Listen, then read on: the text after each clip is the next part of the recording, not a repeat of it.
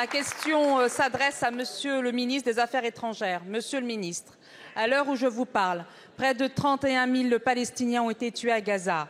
70% d'entre eux sont des femmes et des enfants. À l'heure où je vous parle, plus de 2 millions de Palestiniens et Palestiniennes sont menacés de famine. Plus d'une dizaine d'enfants sont morts déjà de faim. À l'heure où je vous parle, plus de 1,7 million de Palestiniens et Palestiniennes ont été déplacés depuis le 7 octobre. La Cour internationale de justice a reconnu un risque de génocide plausible à Gaza. Par ailleurs, elle a, dans son arrêt, ordonné aux États tiers de prévenir, mais surtout de punir à l'incitation au génocide. Aujourd'hui, Gaza est qualifiée de zone de mort.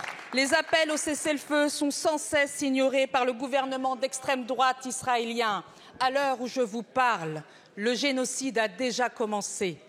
La France et l'Union européenne ont en leurs mains de véritables leviers de pression sur les autorités israéliennes pour les contraindre à un cessez-le-feu immédiat et durable.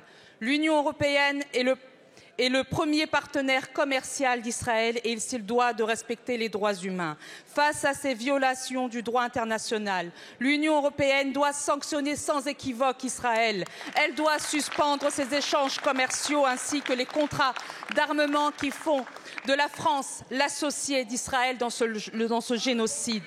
La France, le chef de la diplomatie européenne, annonçait déjà en février: arrêtez de dire s'il vous plaît et agissez. Qu'attendez-vous, Monsieur le ministre?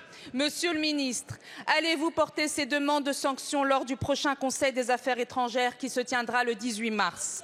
Enfin, Monsieur le ministre, en 2014, l'Assemblée nationale votait une résolution invitant le gouvernement français à reconnaître l'État de Palestine. Qu'attendez-vous pour franchir le pas pour que cette reconnaissance soit faite de façon rapide?